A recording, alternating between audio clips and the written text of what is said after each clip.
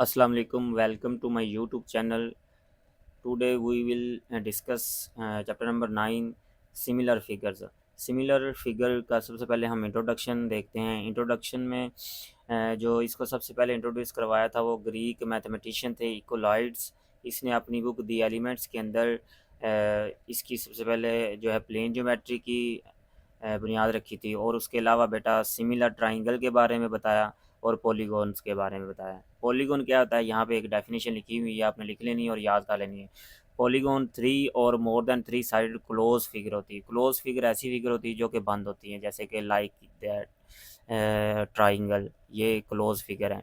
तो पॉलीगॉन हमारे पास क्या है, 3 या more than 3 sided close figure होती है। इसकी जो हमारे पास डिफरेंट टाइप्स है वो मैं आपको दिखाता हूँ। जैसे कि ये ट्राइंगल 3 साइडेड, ये क्वाड्रिलेटरल जैसे कि स्क्वायर या रेक्टेंगल, ये पेंटागन, ये हेक्सागोन। ठीक है, तो ये हमारे पास कुछ शेप्स हैं। ठीक है, इसको पॉलीगॉन्स कहते हैं।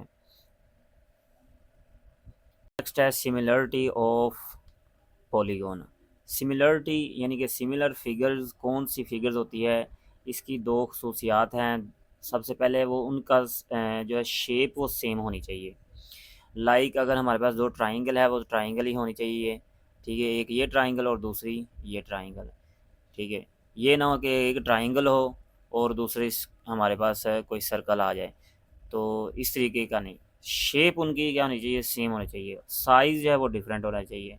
ठीक है, अगर एक ट्राइंगल ये है और एक स्मॉल हो और एक लार्ज हो और एक ये हमारे पास स्मॉल ट्राइंगल है, इनके दरमियान इनको हम कहेंगे सिमिलर ट्राइंगल। बाज़ औक़ात ये होता है कि कुछ ट्राइंगल्स उनकी जो है वो ओरिएंटेशन डिफरेंट दी होती है। ठीक है, तो उनको फिर कैसे चेक करते हैं कि ये दोनों पॉलीगॉन आपस में सिमिलर है या नहीं है। उनको चेक करने के लिए कुछ रूल्स हैं। सबसे पहले नंबर 1 ये है कि हमारे पास दो पॉलीगॉन्स कब सिमिलर होगी, अगर उनके एंगल्स आपस में बराबर होंगे। एक जो है वो उनके एंगल्स बराबर होने चाहिए। ठीक है, और दूसरा ये है कि उनकी साइड्स के दरमियान प्रोपोर्शनलिटी पाई जाए। ठीक है, ये है कि उनकी साइड्स की जो रेशो है वो, अगर हम करें कोरेस्पोंडिंग रेशियोज़ करें तो वो क्या है, इक्वल आए।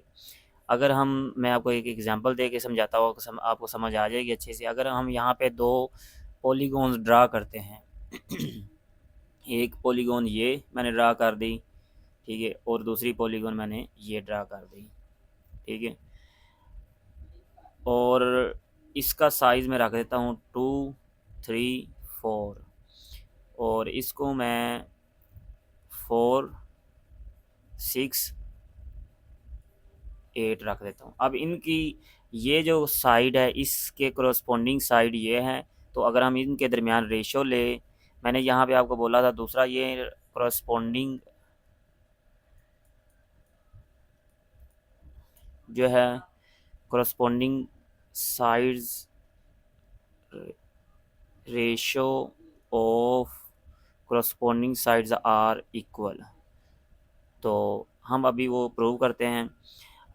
2/4 ये साइड इस साइड के कोरस्पोंडिंग है 2/4, ये साइड इसके कोरस्पोंडिंग है 3/6, ये साइड इस साइड के कोरस्पोंडिंग है 4/8। तो अगर हम इसको आगे डिवाइड करते हैं फर्दर तो 1/2, इसको डिवाइड करते हैं 1/2, और इसको डिवाइड करें एक फैक्टर के ऊपर तो 1/2। तो देखो ये इनकी रेशोज़ जो है कोरस्पोंडिंग रेशोज़ वो क्या आ गई, इक्वल है। ठीक है, आगे नेक्स्ट लिखा हुआ है कि this mean that if two polygon are similar one is scaled version. Scale version का मतलब ये है कि एक ट्राइंगल दूसरी ट्राइंगल को या तो रिड्यूस करती है एक फैक्टर के साथ या उसको इंक्रीज करती है, इनलार्ज करती है।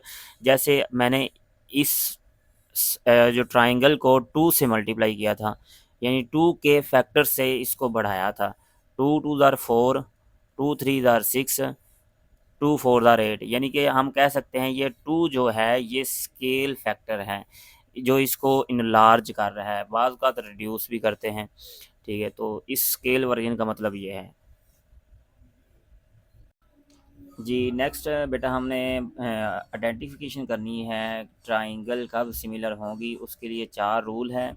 नंबर 1 रूल ये है कि जो गिवन ट्राइंगल होंगी, नंबर 1 ये ट्राइंगल, नंबर 2 ये। गिवन ट्राइंगल के दरमियान सिमिलरिटी कब पाई जाएगी? सिमिलरिटी की बेटा सिंबल ये है, ठीक है। सिमिलरिटी कब पाई जाएगी? अगर इनके करस्पॉन्डिंग एंगल आपस में इक्वल होंगे। एक जो हो गया वो डी के करस्पॉन्ड है, ये बराबर हो गया है, बी ई के बराबर हो गया है, और सी एफ के बराबर हो गया। अगर ये किसी गिवन ट्राइंगल के एंगल्स आपस में इक्वल हो जाए तो हम वो कहेंगे वो ट्राइंगल क्या है, वो दोनों ट्राइंगल सिमिलर है। और दूसरा बेटा रूल हमारे पास क्या है? नेक्स्ट जो दूसरा रूल है हमारे पास, if the ratio of two corresponding sides, अगर हमारे पास रेशो और इसका इंक्लूडेड एंगल इक्वल आ जाए तो फिर बेटा वो क्या होगी, वो भी सिमिलर होगी। मिसाल के तौर पर एक साइड ये और एक साइड ये, इस तरीके एक साइड ये और एक साइड ये, और इनका जो इंक्लूडेड एंगल है ये ए और ई आपस में इक्वल आ गया है, तो बेटा हम कहेंगे ये ट्राइंगल आपस में क्या है, दोनों इक्वल है, यानी कि सिमिलर है। याद रखिएगा यहाँ पे जो एंगल उन्होंने दिया हुआ है A B C, A B उन्होंने ये दिया हुआ है, ये यहाँ पे गलत लिखा हुआ है, तो इसलिए आपने क्या है, जो उनकी ये साइड और ये साइड और उनका जो करस्पॉन्डिंग यानी कि इंक्लूडेड जो एंगल है वो अगर आपस में इक्वल हो जाए तो वो हम कहेंगे वो दोनों ट्राइंगल आपस में सिमिलर है। थर्ड वन हमारे पास रूल जो है, थर्ड रूल वो ये है कि ये तो मैं आपको पहले ही बता चुका हूँ कि जो रेशो होनी चाहिए तमाम करस्पॉन्डिंग साइड्स के दरमियान वो इक्वल होने चाहिए। अगर रेशो बराबर आ जाए तीनों साइड्स के दरमियान तो बेटा वो क्या होगी, दोनों ट्राइंगल आपस में क्या होगी, सिमिलर होगी। और फोर्थ वन बेटा ये है ये कि इफ़ वन, ये एग्जांपल नंबर 1 में रूल दिया गया, if one pair of corresponding side, अगर पेयर की शक्ल में दो ट्राइंगल दी गई हो और दोनों ट्राइंगल क्या जो एक साइड है करस्पॉन्डिंग साइड वो आपस में क्या आ जाए, हो जाए पैरेलल हो जाए, तो हम कहेंगे कि वो सिमिलर ट्राइंगल है। वो क्या है, सिमिलर ट्राइंगल है। याद रखिएगा फोर रूल ये है कि साइड क्या होनी चाहिए, पैरेलल होनी चाहिए। टू साइड्स अगर पैरेलल हो जाए, अब टू साइड्स किस में पैरेलल होनी चाहिए, पेड़ की शक्ल में जो हमारे पास गिवन ट्राइंगल हो, ठीक है। उसकी अब रीज़न भी है कि क्यों ऐसा होता है। अब उसकी रीज़न नंबर 1 ये है क्योंकि उनके दरमियान जो वर्टिकल एंगल होता है ये वर्टिकल एंगल मतलब हम कह सकते हैं ये दोनों आपस में इक्वल हैं। और तीसरा है ये अल्टरनेट एंगल है, ठीक है। ये डी और ये अल्टरनेट एंगल है, पैरेलल लाइन के ये क्या है, अल्टरनेट एंगल है। इसी तरीके से ये भी अल्टरनेट एंगल है, सी और बी आपस में ये क्या है, इक्वल है। अब 3 एंगल इक्वल हो गए तो हम वो पहला वाला रूल यूज़ करके हम कह सकते हैं दोनों ट्राइंगल के हैं, सिमिलर हैं, ठीक है। ये 4 रूल याद रखिएगा कि हमने यूज़ करना है। ये फोर्थ वाला यूज़ खासकर याद रखिएगा क्योंकि हमने डायरेक्टली ये अप्लाई करना होता है। दो ट्राइंगल के जब पेयर की शक्ल में दिया गया तो हम कह सकते हैं, हम वहाँ पे कहेंगे कि दो साइड आपस में पैरेलल है, so triangle are similar to each other. हम फिर आगे रेशोज़ वाले फार्मूला, रेशोज़ का फार्मूला लगा के हम किसी भी साइड को मालूम कर सकते हैं। बेटा जी नेक्स्ट हमारे पास है कि एग्जांपल नंबर 1 दी है, ये फोर्थ रूल इसको मैं बोलूँगा। फोर्थ रूल ये है कि अगर गिवन पेयर की शक्ल में ट्राइंगल दी गई हो तो उसके अंदर अगर एक साइड दूसरी साइड के पैरेलल हो जाए तो वो दोनों ट्राइंगल क्या होंगे, आपस में सिमिलर होंगी, ठीक है। ये वाला जो रूल है ये आगे एक्सरसाइज में भी यूज़ होना है और एग्जांपल के अंदर भी यूज़ होना है, ठीक है। तो इसकी वजह क्या होती है कि जब दो ट्राइंगल, एक ये और एक ये जो कि पेड़ की शक्ल में, उनमें एक लाइन ये और ये लाइन पैरेलल होगी है, तो हम इनको क्यों सिमिलर कहेंगे, उसकी वजह ये है क्योंकि उनके उनके दरमियान जो तीनों एंगल्स होते हैं वो बराबर हो जाते हैं। एंगल ओ इधर भी ये आपस में बराबर है, सी ए के बराबर है, सी जो है वो बी के बराबर है और ए डी के बराबर है। अब इसकी वजह क्या है, वजह ये है ये चूँकि दो लाइन के दरमियान वर्टिकल एंगल बना हुआ है ये तो इक्वल है। अब ये हमारे पास जो ये लाइन है सी डी और ये ए बी, इनको एक लाइन कट कर रही है, ये वाली लाइन ए बी। जब एक ट्रांसवर्सल लाइन, इसको ट्रांसवर्सल लाइन बोलते हैं। ट्रांसवर्सल लाइन वो लाइन होती है जब दो लाइंस को किसी दो पॉइंट के ऊपर कट करती है, ठीक, किसी एक प्लेन के अंदर। अब ये एक लाइन सी डी और एक लाइन ए बी, इसको एक ट्रांसवर्सल लाइन कट कर रही है, तो इसका मतलब ये है कि जो इसके ये एंगल बने हैं अल्टरनेट एंगल, ये और ये आपस में इक्वल होंगे, याद रखिएगा। इसी तरीके से एक ये ट्रांसवर्सल लाइन है जो इस लाइन ए बी को और सी डी को कट कर रही है दो पॉइंट के ऊपर ए और बी, इसके जो ये अल्टरनेट एंगल है आपस में इक्वल होंगे। ठीक है, तो 3 एंगल आपस में इक्वल होंगे, एक वर्टिकल वाला ओ वाला और दूसरे है अल्टरनेट एंगल। तो ये बराबर हो गया है, 3 एंगल बराबर जब हो जाए तो वो दोनों ट्राइंगल आपस में क्या होगी, सिमिलर होगी। ठीक है, ये फोर्थ वन रूल है, ये हमने आगे एग्जाम्पल में यूज़ करना है। बेटा जी, हमने फोर्थ रूल पढ़ा था जिसमें मैंने कहा था कि अगर पेड़ की शक्ल में दो ट्राइंगल दी गई हो, उनके अंदर दो लाइनें आपस में पैरेलल हो जाए तो वो ट्राइंगल आपस में क्या होती है, सिमिलर होती है। तो सबसे पहले हम ये जो ट्राइंगल है इसकी सिमिलरिटी चेक करते हैं। ये जो बी सी है और ई डी ये आपस में पैरेलल हो गई है, तो हम डायरेक्टली ये कहेंगे कि दोनों ये जो ट्राइंगल हैं एक्स बी सी और एक्स डी ये आपस में क्या है, सिमिलर है। और जब सिमिलर हो जाए तो हम, मैंने आपको पीछे भी बोला था कि जब सिमिलर हो जाए तो हम इनके ऊपर रेशोज़ वाला फार्मूला लगा सकते हैं जी। तो करस्पॉन्डिंग रेशोज़ वाला फार्मूला लगाते हैं, इस तरीके से हम मिसिंग साइड को मालूम कर सकते हैं। अब हम क्या करते हैं, ये पैरेलल साइड बी सी और ई डी ये इनके दरमियान, और हमारे पास जो बी ये एक्स बी, ये एक्स बी और एक्स डी इनके दरमियान रेशो, इसी तरीके से एक्स सी और एक्स सी इन तीनों के दरमियान जो रेशो होगी वो क्या होगी, बराबर होगी। तो हम आगे वैल्यूज लिखते हैं। एक्स बी हमारे पास कितना है, एक्स बी 2 सेंटीमीटर है और एक्स डी वाई है। इसी तरीके से बी सी हमारे पास जो है, बी और सी, बी ये है और सी एक्स सेंटीमीटर है, डी और ई 4 सेंटीमीटर है। एक्स और सी 1.8 है, एक्स और ई 2.7, ये हमने पुट कर दिया। अब ये तीनों रेशियोज आपस में इक्वल है तो हम टू और वाई को 1.8 और 2 और 7 की इक्वल रख सकते हैं और इसको इसके अलग अलग कर सकते हैं, यानी कि अलग अलग इक्वल रख सकते हैं। ये 4 इधर जाके मल्टीप्लाई होगा, आपने कैलकुलेटर के ऊपर इसको लिखना है तो आपके पास आंसर आ जाएगा। इसी तरीके से आपने दूसरा जो है वो भी लिख लेना है। ये x x/4 is equal to 1.8 और 2/7, इसको भी आपने ये जो y है ये क्रॉस मल्टीप्लाई हो जाएगा, ये y इधर मल्टीप्लाई होगा, 2.7 इधर मल्टीप्लाई होगा, 2 × 2.7 y मल्टीप्लाई 1.8, 1.8 नीचे जाके क्या आ जाएगा, डिवाइड। ठीक है, तो हमारे पास y की वैल्यू आ जाएगी आप 3 सेंटीमीटर।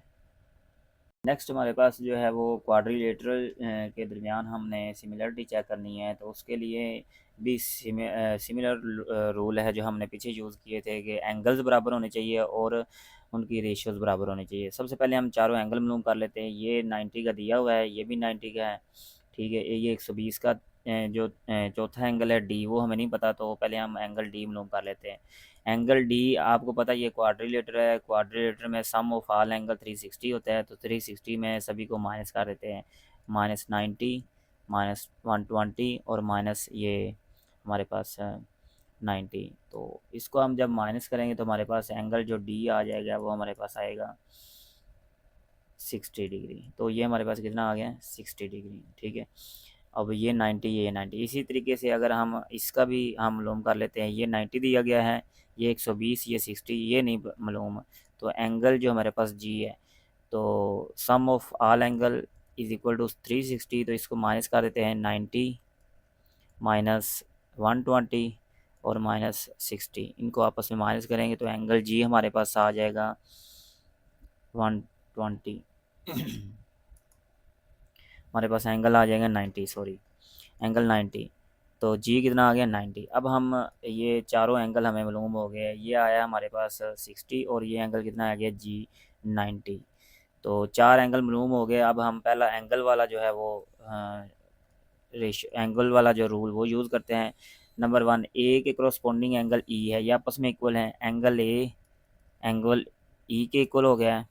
ठीक है, उसके बाद number 2, angle B angle F के इक्वल हो गया है, एंगल बी एंगल एफ़ के इक्वल हो गया है।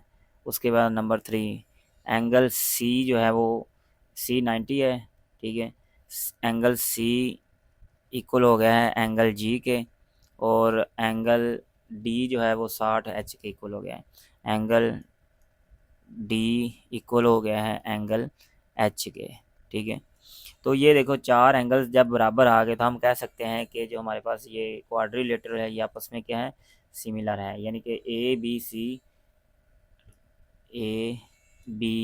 सी डी ये सिमिलर है हमारे पास, ई एफ जी एच। ठीक है, ये पहला हमने रूल के ज़रिए अप्लाई किया है तो हमें पता चल गया ये आपस में सिमिलर है। अब सेकंड जो रूल है उसमें हम रेशोज़ कोरेस्पॉन्डिंग रेशोज़ लगा के हम चेक करते हैं कि वो ये जो क्वाड्रिलेटरल आपस में सिमिलर आती है कि नहीं आती। जी नेक्स्ट जो है वो हमने कोरेस्पॉन्डिंग रेशोज़ वाला फार्मूला लगाना है। रेशोज़ इसके ज़रिए चेक करना है तो ए जो हमारे पास डी है, ए डी इसकी रेशो और ई एच मेजरमेंट इधर लगा लें। मेजरमेंट ए बी इसके करस्पॉन्डिंग ई एफ है, A B measurement E F measurement B C measurement F G measurement G H measurement C D measurement G H. अगर ये चारों बराबर आ गए तो हम कहेंगे तब भी ये क्वाड्रिलेटरल आपस में सिमिलर है। चले जी ए डी की वैल्यू हमारे पास गिवन क्या है, ए डी की 12 है और ई डी की हमारे पास 24 है। ठीक है, इसी तरीके से ए बी की वैल्यू 5 है और ई एफ की वैल्यू हमारे पास 10 है। इसी तरीके बी सी की वैल्यू हमारे पास बी सी की वैल्यू 8 सेंटीमीटर है, 8 सेंटीमीटर है और एफ जी की वैल्यू 16 है और सी डी की वैल्यू हमारे पास गिवन 10 है। ठीक है, और जी एच की वैल्यू 20 है।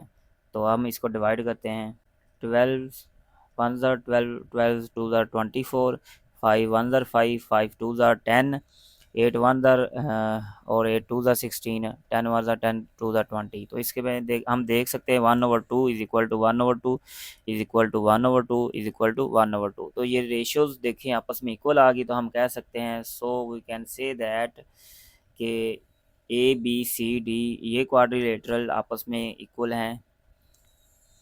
इधर मैं इसको थोड़ा सा clear, A B C D ये इक्वल हो यानी कि हमारे पास सिमिलर हो गई है ई एफ जी एच के। जी अब नेक्स्ट हमारे पास एग्जांपल नंबर 4 है। एग्जांपल नंबर 4 में हमारे पास ये शेप दी गई है, एक ये शेप पैरेललोग्राम की है और एक ये शेप है। इसमें हमें बताना है कि क्या ये जो पैरेललोग्राम है आपस में ये सिमिलर है या नहीं है। हमें पता है कि एक पैरेललोग्राम के अंदर जो अपोजिट एंगल्स वो इक्वल होते हैं। ठीक है, अगर हम इनको नाम दे दें, ये उसने 45 का एंगल दिया हुआ है, ये भी 45 का एंगल दिया हुआ है, तो आपको पता है ये 45 है तो ये भी 45 होगा। ठीक है, और ये जो ये साइड होती है ये अगर 45 दिया हुआ है तो ये एक सप्लीमेंट्री एंगल बनता है। एक लाइन के ऊपर जो मौजूद तमाम जो एंगल्स होते हैं वो सप्लीमेंट्री एंगल होते हैं और उनका सम 180 के इक्वल होता है। अगर हम वो 45 को 180 से माइनस करते हैं, ठीक है, तो हमारे पास आंसर आएगा 135। तो इसी तरीके से ये जो है ये 135 है, ये 135 है, ये भी 135 है, तो ये भी 135 होगा। इसी तरीके से ये भी 135 होगा। ठीक है, तो ये चारों एंगल्स आपस में क्या आ गए, इक्वल आ गए। ठीक है, जब चारों एंगल्स आपस में क्या है इक्वल आ जाए, ये 45 ये 45 ये 45 ये 45 135 135 135 135, तो ये चारों एंगल्स आपस में क्या आ गए, इक्वल आ गए। जब इक्वल आ जाए तो हम कहेंगे वो पैरेललोग्राम क्या है, सिमिलर है।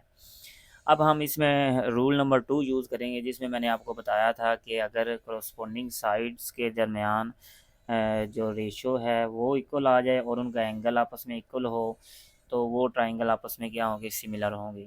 ठीक है, तो ये देखिए ये B1 इसको हम ये बी बेस है, ये B1 हम इसको कह देते हैं कि ये कितने यूनिट है, 1 और 2 यूनिट। B1 हमारे पास कितने हैं, 2।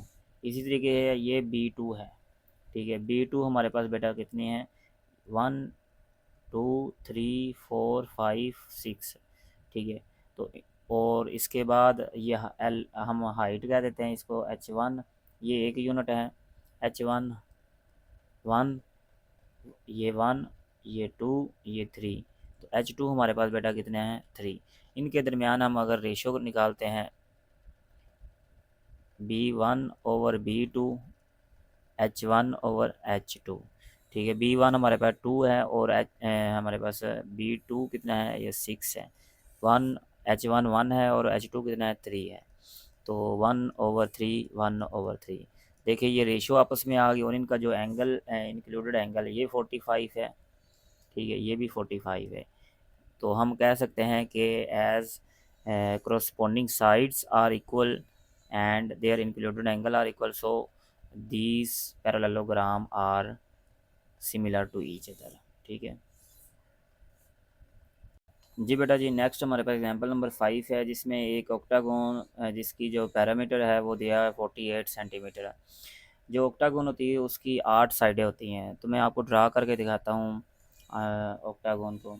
ये हमारे पास एक लाइन, ठीक है, आपको 4 लाइनें लगानी पड़ेंगी इस तरीके से। और ये ठीक है। अब नेक्स्ट इसको इससे मिला दें, इसको इससे मिला दें, इसको इससे मिला दें, इसको इससे, इसको इससे, और ये फिर ये। इस तरीके से हमारे पास एक जो शेप बनी है ये हमारे पास ऑक्टागोन बनी। इसको हम काउंट कर लेते हैं, नंबर 1 2 3 4 5 6 7 8। अब ये ऑक्टागोन है। अब उसकी उन्होंने क्या दिया हुआ है, पैरामीटर दिया, और पैरामीटर आपको पता है सम ऑफ आल लेंथ होती है। तो अगर हमने एक लेंथ मालूम करनी है तो हम क्या करेंगे, S1 हमने 48 को 8 पे डिवाइड कर देना है। तो ये जो पहली ऑक्टागोन है, नंबर 1 ऑक्टागोन, उसकी हमें एक साइड का पता चल जाएगा, 8 से 48, तो 6 सेंटीमीटर हमारे पास एक जो पहले वाली ऑक्टागोन है उसकी एक साइड की लेंथ आ जाएगी। अब जो नेक्स्ट ऑक्टागोन बननी है उसकी जो साइड है वो 1.2 टाइम पहली वाली साइड से होगी। टाइम का मतलब होता है मल्टीप्लाई। तो हमने क्या करना है, हमने S2 मालूम करना है। तो S2 हमारे पास क्या होगा, 6 को 1.2 से मल्टीप्लाई कर देना है, तो हमारे पास 7.2 सेंटीमीटर आएगा S2। ठीक है, ये 1.2 जो है ये स्केल फैक्टर है। स्केल फैक्टर मैंने आपको पहले जो है इंट्रोडक्शन में बताया था। स्केल फैक्टर जो है वो पहले वाली जो साइड जो उससे मल्टीप्लाई होके जो दूसरी साइड को या तो इनलार्ज कर देता है या उसको क्या करता है, डिक्रीज कर देता है। नेक्स्ट बेटा जी हम एक एक्सरसाइज कर रहे हैं। 9.1 स्टार्ट करते हैं। 9.1 के अंदर जो question number 1, find whether the solids are similar और लेंथ इन सेंटीमीटर। सेंटीमीटर में ये लेंथ दी हुई है। तो हमने ये बताना है कि क्या ये जो दोनों फिगर्स हैं ये आपस में सिमिलर है या नहीं है। तो क्वेश्चन नंबर वन में अब हम क्या करते हैं, जो करस्पॉन्डिंग साइड उनके दरमियान जो रेशो है वो हम देखते हैं। 4/6 यहाँ पे हम फ्रॉम फिगर 4/6, 3/4.5, जो करस्पॉन्डिंग साइड है उनके दरमियान रेशियो हम लगा रहे हैं 5/7.5, 5/7.5। ठीक है, 4/6 इसका जो पॉइंट ख़त्म किया तो ऊपर ज़ीरो लग जाएगा, इधर इसका पॉइंट ख़त्म किया तो ऊपर ज़ीरो लग जाएगा, 75। तो हमारे पास इसको हम 2 पे 2 2 4 2 3 आ गया। इसी तरीके से इसको 15 2 30, 15 3 45, 2/3। इसी तरीके से इसको 25 2 50 और 25 3 75, 2/3। तो ये देखिए हमारे पास रेशियो बराबर आ गई। सो हम कह सकते हैं solids are similar, solids are similar. Next हमारे पास क्वेश्चन नंबर 2 है। क्वेश्चन नंबर 2 में हमारे पास गिवन जो है वो दो ट्राइंगल हैं, एक ABC और एक है DEF। तो इसके अंदर हमने चेक करना है कि क्या ये सिमिलर है या नहीं है। तो सिमिलरिटी के लिए हम जो है वो आइडेंटिफिकेशन रूल यूज़ करेंगे, रेशो वाला। ABED ये दोनों आपस में करस्पॉन्डिंग है, और इसी तरीके से BC और ये EF आपस में करस्पॉन्डिंग है, और इसी से ये टेढ़ी लाइन AC और ये DF ये आपस में करस्पॉन्डिंग है। अब इनकी जो वैल्यूज़ दी है वो पुट की हमने। AB की 6 दी हुई है, उसके बाद ये जो ED है इसकी दी हुई है 10.5। इसी तरीके से BC की वैल्यू 9 दी हुई, और EF की वैल्यू हमारे पास 15.75 दी हुई है। AC की वैल्यू हमें दी हुई है AC 12, और जो हमारे पास जो यहाँ पे FD है ये 21 है, FD ये 21 है। अब इसको हम इशारिया ख़त्म किया तो ये इशारिया के बाद एक नंबर ऊपर एक ज़ीरो लगेगा, इशारिया यहाँ पे इशारिया के बाद दो नंबर है, दो ऊपर ज़ीरो लग जाएंगे, ये वैसे का वैसे। इसको 15 के ऊपर कट किया, 15 चौका 60, 15 7 105 और इसको 225 के टेबल, आप छोटे टेबल के ऊपर भी कट कर सकते हैं। 225 के टेबल के ऊपर कट किया तो ये 4/7 आ जाएगा। इसी तरीके से हमारे पास है, इसको 3 के टेबल पे कट किया तो ये हमारे पास 4/7 आ गया। तो यहाँ से हम कह सकते हैं कि क्योंकि इनकी रेशियोज आपस में क्या आ गई है, इक्वल आ गई, so triangle A B C similar है ट्राइंगल डी ई एफ के। जी बेटा जी, नेक्स्ट हमारे पास जो क्वेश्चन नंबर है वो है 3, जिसमें हमने ये गिवन हमारे पास दो ट्राइंगल है जो राइट एंगल ट्राइंगल है और उसने बोला है ये क्या है, सिमिलर है। तो सिमिलर है, इसमें हम रेशो वाला फार्मूला यूज़ करके जो मिसिंग साइड है ई एफ और डी एफ ये हम बता सकते हैं। तो हम पहले जो करस्पॉन्डिंग साइड्स वाला वो फार्मूला यूज़ करते हैं। डी ई ये करस्पॉन्डिंग है ए बी के, ये ई एफ जो है ये सी बी के, और इसी तरीके के हमारे पास जो डी एफ है ये करस्पॉन्डिंग है ए सी के, ये ए सी आ गया हमारे पास। ठीक है, उसके बाद हमने वैल्यू पुट कर दी है। डी हमारे पास गिवन है 6 और ए भी हमारे पास कितना है, ए भी हमारे पास ये 12 है। वैल्यू पुट कर दी। ई एफ हमने फाइंड करना है, ये देखो ई एफ हमने फाइंड करना है। तो सी बी की वैल्यू जो दी है वो 16 है, यहाँ 16 पुट कर दिया। उसके बाद जो है वो नेक्स्ट डी एफ जो है, डी एफ ये टेढ़ी लाइन, ये देखो डी एफ ये हाइपोटेनियस है, इसी की ये जो ए बी है, ए और सी, तो ये आ गया। अब हमने इसकी वैल्यू पुट कर दी। डी एफ हमने फाइंड करना है और ए सी की वैल्यू 20 है। रेशोज़ के अंदर तमाम वैल्यूज़ आपस में इक्वल होती हैं, तो हम इन दोनों को आपस में इक्वल रख देते हैं, फिर इसको और इसको आपस में इक्वल रख देते हैं। अब ये जब हमने इक्वल रखा, ये 16 नीचे है, इधर जाके क्या हो जाएगा, मल्टीप्लाई हो जाएगा, इस साइड पे जाके मल्टीप्लाई हो गया। ये देखो 6 के साथ 16 आ गया, नीचे 12 वैसे के वैसे, 6 2 12 और 2 8 16, तो आंसर कितना आ गया, 8 हमारे पास। ये जो ई एफ आया है, ये ई एफ ये हमारे पास कितनी आ गई है, 8 सेंटीमीटर। अब हमने इस वाली साइड को इस साइड यानी कोरस्पॉन्डिंग साइड के रेशो को आपस में इक्वल रख दिया है। 20 इधर जाके मल्टीप्लाई हो जाएगा, 6 2 12 2 10 20 10 सेंटीमीटर हमारे पास ये आ जाएगी। ठीक है, यहाँ पे आपने ऐसी लाइन लगानी है।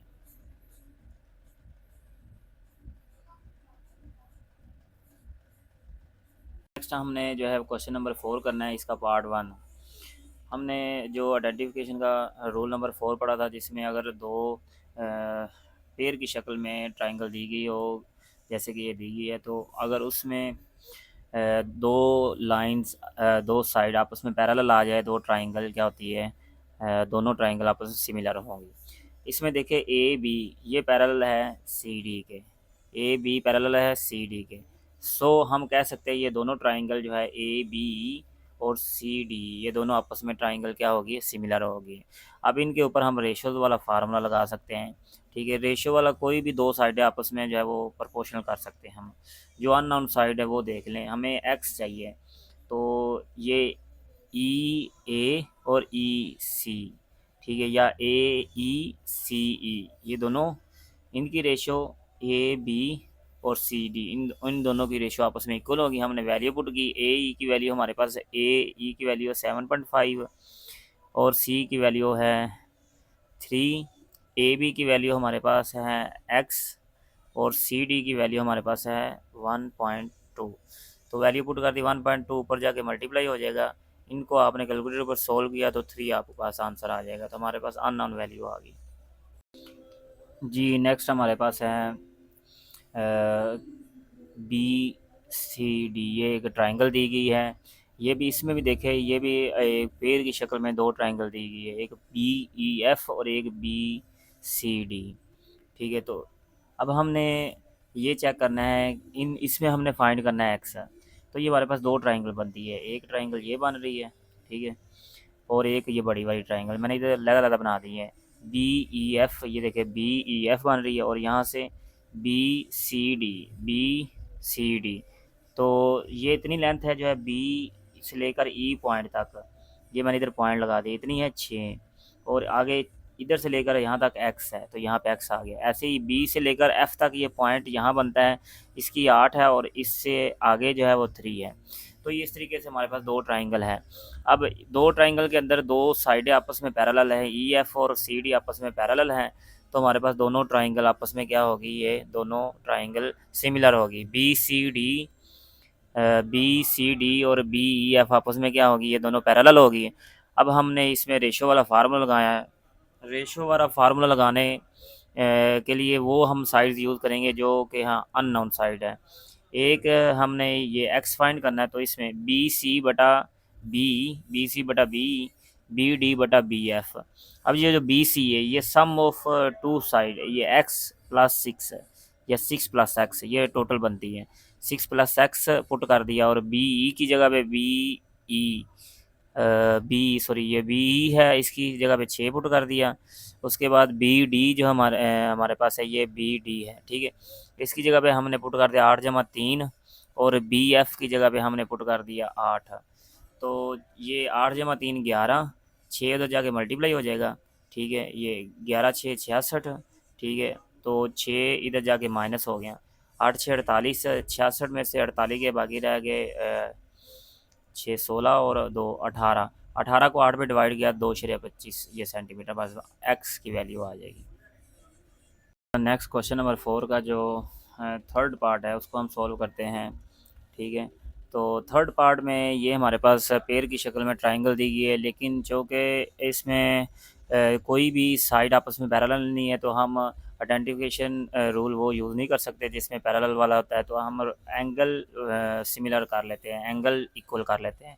तो ये जो ई है ये दोनों वर्टिकल एंगल हैं, ठीक है। अब सबसे पहले हमें इन ट्राइंगल सी ई डी और एफ ई जी के अंदर जो एक एंगल है ई वाला, यानी कि सी ई डी और एफ ई जी, ये वर्टिकल अपोजिट एंगल है, ठीक है। तो ये आपस में इक्वल हो गए। जो गिवन है ये देखे, ये दोनों दो लाइन लगी हुई है तो ये आपस में इक्वल है, ये उन्होंने खुद दिया हुआ है, सी और एफ ये आपस में इक्वल है, इसको हम गिवन कह सकते हैं, इसकी रीज़न दे देते हैं। और किसी भी दो ट्राइंगल के अंदर अगर दो एंगल बराबर हो जाए तो थर्ड एंगल खुद ब खुद उसके एक दूसरे के इक्वल होता है, तो डी और जी आपस में क्या हो गए, इक्वल हो गए हैं। तो हम कह सकते हैं कि दोनों ट्राइंगल आपस में सिमिलर है। और जब सिमिलर ट्राइंगल आपस सिमिलर हो जाए ट्राइंगल, तो हम फिर रेशो करस्पॉन्डिंग रेशोज़ लगा सकते हैं। सी जो अननोन हमने ये एक्स मालूम करना है, सी डी और ये एफ जी, ये और ये वाली ई डी और ई एफ, ये हमने रेशोज़ लगा दी है। सी डी की वैल्यू एक्स है, एफ जी की वैल्यू 3.6 है, ई डी की वैल्यू 2.5 है और ये 2, ये 3.6 इधर जाके मल्टीप्लाई हो जाएगा, कैलकुलेटर पे हमारे पास आंसर आएगा 4.5। जी नेक्स्ट क्वेश्चन है क्वेश्चन नंबर 5। आप प्लांक एक तख्ता रखा गया है अपस्टेयर सीढ़ियों के ऊपर, ये सीढ़ियाँ हैं, सीढ़ियों के ऊपर एक तख्ता रखा गया है। जो तख्ता है वो 20 सेंटीमीटर वाइड है, यहाँ से लेकर यहाँ तक देखो विड्थ उसकी 20 सेंटीमीटर है और 16 सेंटीमीटर डीप है, इतना गहरा है, ठीक है। उसके नीचे एक बॉक्स रखा है जो कि 8 centimetre and width x centimetre है। उसकी जो हमारे पास हाइट है वो 8 सेंटीमीटर और ये यानी कि हम कह सकते हैं विड्थ कह लो लेंथ कह लो, ये इसकी 8 सेंटीमीटर यानी एक्स सेंटीमीटर जो कि हमने मालूम करनी है। तो अब हमने find the value of x. अब ये मैंने डायग्राम यहाँ पे बनाई है, यहाँ पे देखिए ये एक हमारे पास हम लेट करते हैं कि ए बी सी एक ट्राइंगल है, ये बॉक्स है, इसके बाद ये एक ट्राइंगल है, ठीक है, ए डी ई। तो मैंने ये यहाँ पे अलग अलग कर दी है, ए बी सी अलग कर दी है, ठीक है, और दूसरी ए डी अलग कर दी है। अब देखिए पहले हम उसकी लेंथ देख लेते हैं। बी सी की 20 सेंटीमीटर है, ए सी 16 सेंटीमीटर है, ठीक है। ये इतनी एक्स है, इतनी अगर यानी कि टोटल 16 है और यहाँ से लेकर यहाँ तक 8 है, यानी तो बाकी कितनी होगी, ये 16 माइनस 8, या ये हमारे पास जो 8 आया ये कैसे आया है, ये हमारे पास 60 माइनस 8 आया है, तो 8 सेंटीमीटर है। अब ये दोनों ट्राइंगल जैसे, क्योंकि ये वाली लाइन और ये लाइन हमारे पास, ये लाइन और ये लाइन दोनों पैरेलल है, तो हम कह सकते हैं कि डी ई पैरेलल है बी सी के, तो ये ट्राइंगल क्या होगी, दोनों ट्राइंगल ए बी सी और ए डी दोनों क्या होंगी, एक दूसरे के सिमिलर होगी। और जब सिमिलर हो कोई हम रेशो वाला दोनों की साइड्स का रेशो लगा सकते हैं। तो हमें डी ई और B C is equal to A E और ए सी सॉरी। तो डी की वैल्यू एक्स है, बी सी की वैल्यू 20 सेंटीमीटर दी हुई है, ए की वैल्यू 8 सेंटीमीटर दी हुई है, ए सी की वैल्यू 16, हमने एक्स मालूम करना है, बी सीधर जाके मल्टीप्लाई हो जाएगा। तो यहाँ से कट करें 8 तो 16 2 और 20 को 2 पे डिवाइड करो, 10 सेंटीमीटर हमारे पास आ जाएगी। नेक्स्ट क्वेश्चन है क्वेश्चन नंबर 6। क्वेश्चन नंबर 6 हम रीड करते हैं। क्वेश्चन नंबर 6 क्या है कि a man who is 1.8 meter tall cast a shadow of 0.76 meter in length. तो हमारे पास ये एक आदमी मैंने मतलब एक लाइन से शो किया है, एक आदमी है तो वो 1.8 मीटर का है, उसका जो शेडो वो 0.76 metre at the same time. ठीक है, सेम टाइम क्या होता है? सेम टाइम का मतलब है कि जो सन का एंगल होगा वो हमारे पास सेम होगा। टेलीफोन पोल कोस्ट 3 मीटर शेडो। ठीक है, एक टेलीफोन बूथ है, एक टेलीफोन पोल है, सॉरी एक टेलीफोन पोल है हमारे पास, उसका 3 मीटर का शेडो है। ठीक है, तो हमने height of the pole find करनी है, ये एक्स हमने फाइंड करना है। तो सबसे पहले हम देखते हैं क्या ये दोनों जो ट्राइंगल बनी है ये हमारे पास सिमिलर है या नहीं है। ए बी सी और डी ई एफ के अंदर हमारे पास जो एंगल सी है और एफ है, ये दोनों राइट एंगल ट्राइंगल है। ठीक है, और ए और डी क्योंकि सेम टाइम के ऊपर जो सन की जो लाइट की जो यहाँ से पड़ेगी वो जो एंगल बनाएगा शेडो का वो सेम बनेगा। तो इसलिए यहाँ से लाइन जो है वो बिल्कुल पैरेलल जाएगी, ये और ऐसे टकरा के। ठीक है, तो ये एंगल और ये एंगल ड्यू टू सनलाइट की वजह से, सेम टाइम होने की वजह से एंगल सेम बनेगा। उसके बाद एंगल बी और ई, ये क्योंकि दो एंगल अगर किसी ट्राइंगल के अंदर बराबर हो जाए, थर्ड एंगल हम कह सकते हैं ज्योमेट्री का रूल है कि थर्ड एंगल खुद ब खुद बराबर हो जाता है। सो ये फिर तीनों एंगल बराबर हो गए, हम कह सकते हैं ये ट्राइंगल क्या है, सिमिलर है। अब इसके अंदर रेशो वाला फार्म रेशोज़ लगाते हैं। बी सी इन इन दोनों के दरमियान रेशो और इन दोनों के दरमियान रेशो बराबर होगी। E F B C F D और एफ डी और सी ए। ठीक है, सी ए। अब ई एफ हमारे पास क्या है, ई एफ 3 मीटर है और बी सी हमारे पास 0.76 है। उसके बाद एफ डी, एफ और डी हमारे पास एक्स है और जो सी और ए है 1.8 है। 1.8 इधर से मल्टीप्लाई होके इधर से डिवाइड हो रही, इधर जाके मल्टीप्लाई होगी, इधर मल्टीप्लाई। अब कैलकुलेटर से हमने इसको सॉल्व किया तो 7.11 हमारे पास आंसर आ जाएगा। हमारे पास क्वेश्चन नंबर 7 है। क्वेश्चन नंबर 7 जो उसने ये ट्राइंगल दी गई है ये वाली, इसमें एक्स वाई जी हमने फाइंड करना है। ये एक राइट एंगल ट्राइंगल है। एक राइट ट्राइंगल के अंदर जब हम एक हाइपोटेन्यूस एक हम एल्टीट्यूड लेते हैं। एल्टीट्यूड क्या होता है? एल्टीट्यूड एक वर्टेक्स से सामने वाले जो साइड के ऊपर परपेंडिकुलर हम मिलाते हैं। तो ये एल्टीट्यूड हमने लिया। जब किसी भी एक राइट ट्राइंगल के अंदर एक एल्टीट्यूड लेते हैं तो उससे दो राइट ट्राइंगल बनती हैं, जो कि पहले वाली यानी कि ओरिजिनल जो राइट ट्राइंगल है उसके सिमिलर होती है। इस बात का ख़ास ख्याल रखिएगा, आगे हमने ये यूज़ करना है थ्योरम में।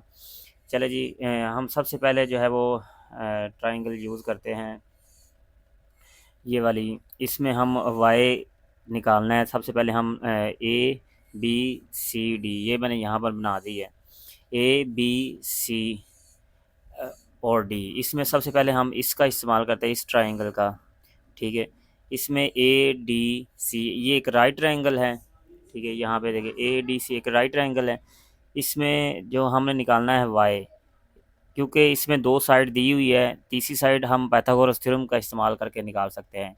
इन right triangle A D C के अंदर हम पाइथागोरस थ्योरम का इस्तेमाल किया है। हाइपोटेन्यूज का स्क्वायर, बेस का स्क्वायर प्लस परपेंडिकुलर का स्क्वायर। हाइपोटेन्यूज हमारे पास देखिए ये राइट एंगल है, इसके सामने जो होता है वो हाइपो होता है 10 है।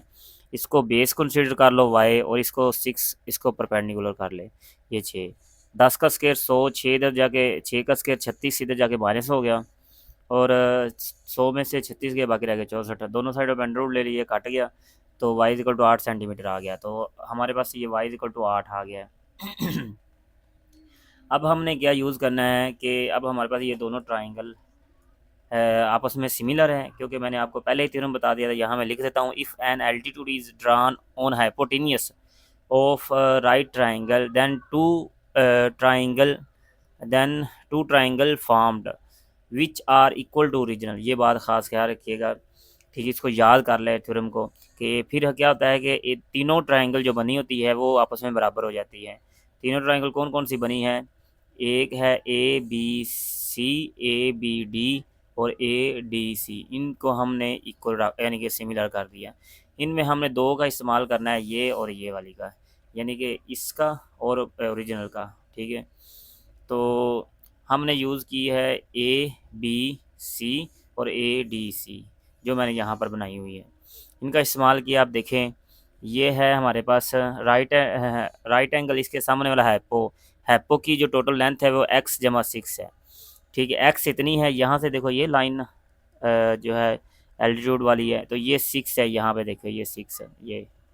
ठीक है, ये सिक्स है, एक्स जमा सिक्स ये टोटल होगी हाइपो। यहाँ से हाइपो है टेन, एक्स जमा सिक्स ओवर टेन।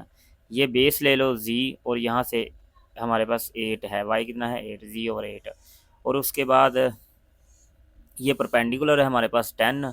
ठीक है, या इसका जो परपेंडिकुलर सिक्स है, तो ये आ गया। ठीक है, अब पहले दो रेशियोज़ को आपस में इक्वल रख लो, एक्स जमा सिक्स ओवर टेन, इसको आपस में इक्वल रख दिया, 10 से जाके मल्टीप्लाई हो गया। ठीक है, 10 10 100 हो गया, और 6 इधर जाके माइनस हो गया 100। और ये एल्शियम लिया, 6 6 36, 100 में से 36 के बाकी रहे 64।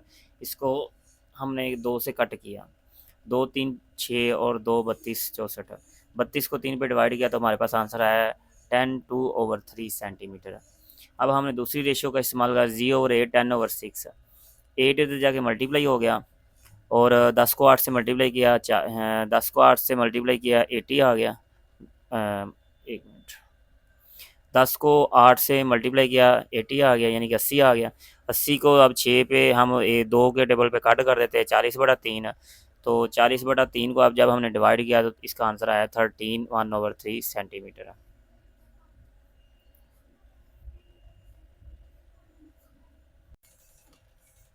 जी, नेक्स्ट हमारे पास क्वेश्चन नंबर है 8। 8 में हमने एक ट्रेपीज़ियम बनाई है ए बी सी डी, और ए से हमने एक डायगोनल सी में लेना है और बी से डायगोनल डी में लेना है। तो इस तरीके से एक यानी दोनों ये डायगोनल एक पॉइंट पे इंटरसेक्ट करेंगे ई पे, तो दो ट्राइंगल बनेगी, एक ये इस तरीके से और एक ये वाली। ठीक है, यानी कि एक ए बी ई बनी है और दूसरी है सी डी ई बनी है। ठीक है, तो हमने ये चेक करना है कि ये क्या दोनों सिमिलर बनी है, सिमिलर है या नहीं है।